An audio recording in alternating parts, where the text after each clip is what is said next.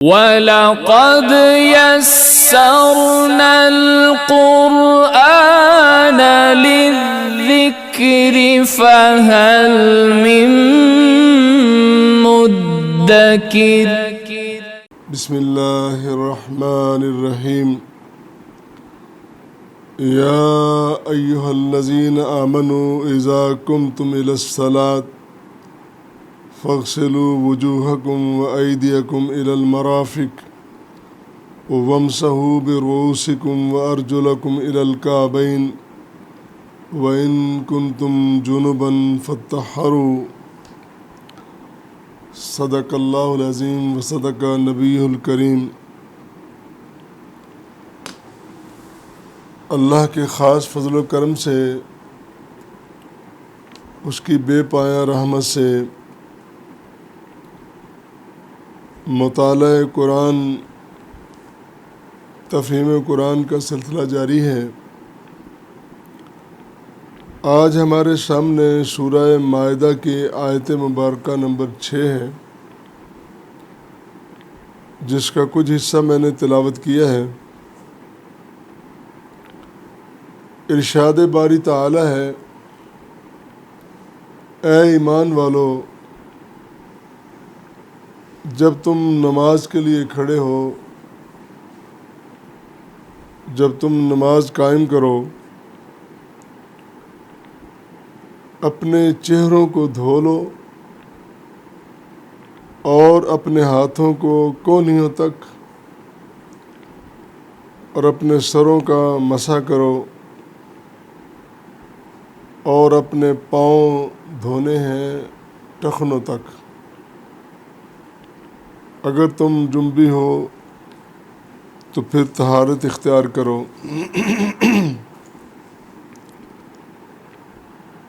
یہ جاننا ضروری ہے کہ گزشتہ آیات مبارکہ میں حلت و حرمت کے مسائل بیان ہوئے ہیں کہ کون سی چیزیں حلال ہیں اور کون چیزیں حرام ہیں۔ اس کے ساتھ ساتھ اہل کتاب کا ذبیحہ کھانا جائز ہے کہ نہیں، ان کی عورتوں کے ساتھ نکاح جائز ہے کہ نہیں، یہ سارے مسائل بیان ہوئے۔ یہ ترتیب بڑی خوبصورت ہے کہ عبادت میں کھڑے ہونے کے لیے جس طرح طہارت ضروری ہے، اس طرح انسان کی خوراک کا پاک ہونا بھی بڑا ضروری ہے۔ اگر انسان کی کمائی، اس کا کھانا پینا حلال نہیں، اس کی کوئی عبادت قبول نہیں، نہ مالی، نہ بدنی، نہ قولی۔ تو یہ ترتیب بڑی خوبصورت قرآن نے رکھی ہے، اور پھر اسی لیے یہاں بیان فرمایا بدنی عبادت کا ذکر کرتے ہوئے کہ فرائض میں سے اہم ترین فریضہ نماز ہے، اور نماز میں کھڑے ہونے سے پہلے طہارت ہونا بڑا ضروری ہے۔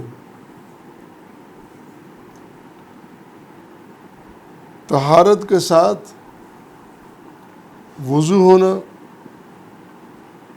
یہ لفظ وضو ہے، ہم بعض اوقات اس کو وضو کہہ لیتے ہیں، لیکن نہیں، یہ 3 لفظ ہیں، وضو، وضو۔ تو یہ جو ہم نماز کے لیے کرتے ہیں یہ وضو ہے، اور وضو والے پانی کو کہتے ہیں۔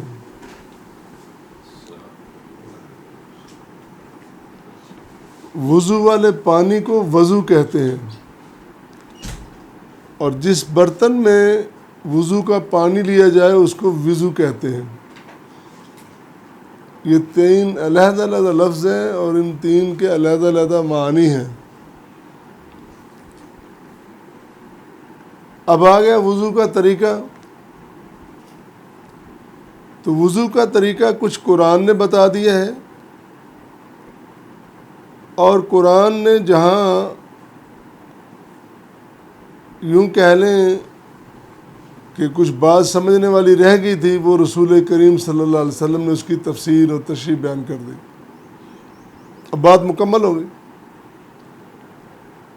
تو مسنون طریقہ وہ ہے جو قرآن کی روشنی میں رسول کریم صلی اللہ علیہ وسلم نے ہمیں بتایا ہے۔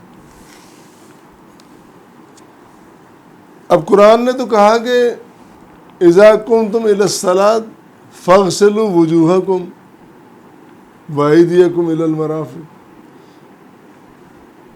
تو چہرہ ہاتھ یہ دھونے کا کہا ہے، لیکن جب احادیث مبارکہ کو دیکھا، نبی کریم صلی اللہ علیہ وسلم کی سنت مطہرہ کو دیکھا، تو پھر کچھ تفصیل اور ملی۔ تو اسی طرح کچھ لوگوں نے کہا کہ کچھ فرائض ہیں اور کچھ نوافل ہیں۔ فرائض وہ جو قرآن نے بیان کر دیے، اور نوافل اور مسنون طریقے جو نبی کریم صلی اللہ علیہ وسلم نے بیان کر دیے۔ لیکن ایک بات اور ہے، جو بات بیان ہو گئی پھر اس سے زیادہ نہیں۔ رسول کریم صلی اللہ علیہ وسلم اتھارٹی ہیں، آپ کو اتھارٹی اللہ نے بنایا ہے، لہذا اگر کوئی اس میں زیادتی کرتا ہے، کمی کرتا ہے، تو حضور کی اتھارٹی کو چیلنج کرتا ہے۔ یہ بہت بڑی بات ہے، پھر رٹ قائم نہیں رہتی دین کی، اسلام کی، دین کی چھوٹی بڑی سب باتوں میں رسول کریم صلی اللہ علیہ وسلم کی سنت مطہرہ کو، حدیث مبارکہ کو آگے رکھنا، اس کو معتبر جاننا بڑا ضروری ہے۔ وضو کے طریقے کی جب بات آئی، قرآن کی روشنی میں، سنت مطہرہ کی روشنی میں جب ہم بات کو آگے لے کے چلے، سب سے پہلے طہارت ہے۔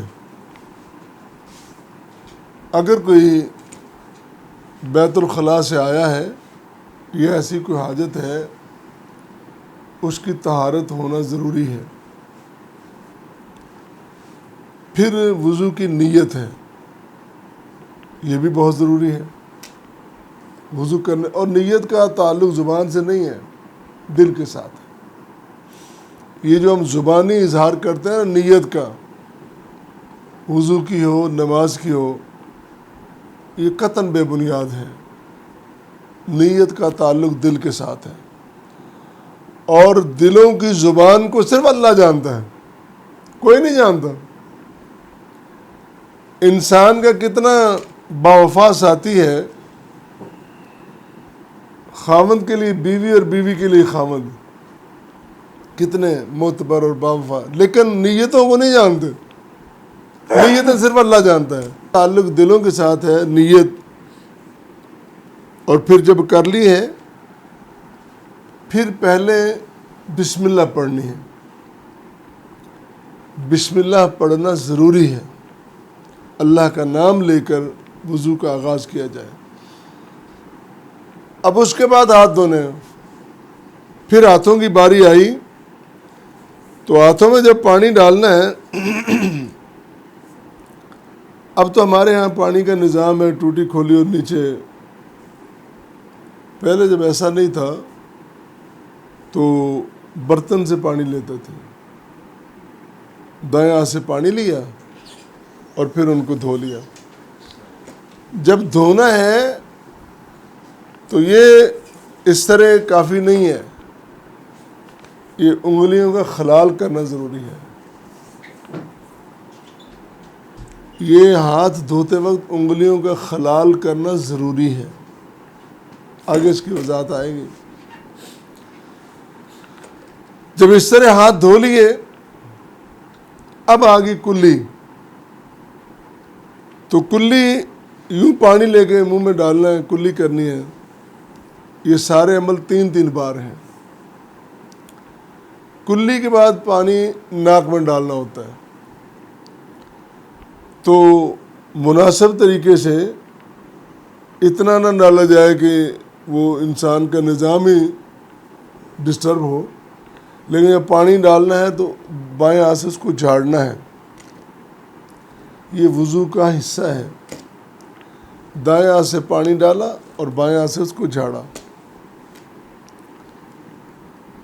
پھر اس کے بعد چہرے کی باری آتی ہے، تو چہرے کو بھی 3 بار دھونا ہے، لیکن اگر سنت چہرے پہ سجائی ہے، داڑھی رکھی ہے، اللہ توفیق دے سب کو۔ اب تو اگر کی بات کر رہے ہیں، وہاں اس وقت تو تصور ہی نہیں تھا کوئی داڑھی کوئی نہ رکھے، کوئی ایسا صحابی نہیں ملتا جس کی داڑھی نہ ہو۔ ہاں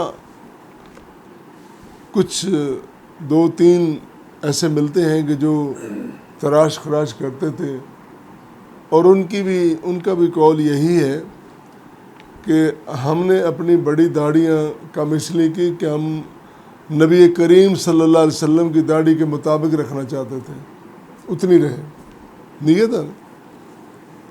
یہ بحث الگ ہے۔ بات صرف اتنی ہے کہ داڑھی کا خلال کرنا ضروری ہے۔ اگر داڑھی کا خلال نہیں کیا، جگہ خشک رہے گی تو وضو نہیں ہوا، اگر وضو نہیں ہوا تو نماز بھی نہیں ہوئی۔ چہرہ دھوتے وقت داڑھی کا خلال کرنا ہے۔ اور پھر بازوؤں کی باری آ گئی۔ یہ جو ہاتھ ہے نا، وَأَيْدِيَكُمْ إِلَى الْمَرَافِقِ، چہرے کے بعد ہاتھ دھونا، وہ ہاتھ کونیوں تک، یہاں تک، یہ کونی ہے نا، یہاں تک۔ نبی کریم صلی اللہ علیہ وسلم نے جب بیان فرمایا نا کہ قیامت کے دن میرے امتی وضو کرنے والے جب آئیں گے تو ان کے اعضاء چمکیں گے، جہاں جہاں پانی لگ رہا ہے وضو کا، کیا سبحان اللہ، کیا وہ منظر ہوگا۔ اعضاء چمکیں گے، چہرے چمکیں گے، ہاتھ چمکیں گے، پیر چمکیں گے۔ تو صحابہ کرام رضوان اللہ علیہم اجمعین شوق تھا ان کو سنت پہ عمل کرنے کا، جنت کا شوق، تو وہ پھر یہاں کی بجائے اوپر تک دھو لیتے ہیں، زیادہ چمکیں۔ تو یہ مسنون طریقہ یہی ہے کہ کونی یہ دھل جائے۔ اور اگر کسی نے ٹائٹ قمیض پہنی ہوئی ہے اور وہ مشکل سے جاری ہے، تو اس کو ضروری ہے کہ وہ اپنی قمیض درست کرے، جگہ خالی نہ چھوڑے، جگہ خشک نہ چھوڑے، اس کو دھونا ضروری واجب ہے۔ پھر اس کے بعد سر کا مسح ہے۔ سر کا مسح مختلف، ہمارے ہاں رواج 2 طرح کے ہیں جو عام پائے جاتے ہیں۔ یہ سر کا مسح پانی لے کے یہ اس طرح کرنا، آگے سے شروع کرنا، یہاں سے یہاں تک لے کے پھر واپس آنا، پھر یہاں کرنا۔ احناف کے ہاں یہ الٹا ہاتھ ہے، تو اہل حدیث کے ہاں ایسا نہیں ہے۔ تو جس طرح جس کو سمجھ آ رہی وہ کیے جا رہا ہے، لیکن حدیث میں زیادہ یہی ہے کہ یہاں تک اتنا ہی کافی ہے۔ پھر یہ جو انگلیاں رہ گئیں، یہ 3 ہے نا، یہ مسح ہو گیا، یہ بچ گئی، تو یہ کان میں اس طرح، یہ جہاں تک یہ راستے بنے ہوئے ہیں نا، اس میں کان میں پانی لگا ہو، خشک نہیں، پانی والی انگلی اس طرح کرنی ہے۔ اس کے بعد پھر یہ مسح ہو گیا۔ مسح کے بعد پیر ہیں۔ پیروں کے متعلق کہا وَأَرْجُلَكُمْ إِلَى الْكَعْبَيْنِ،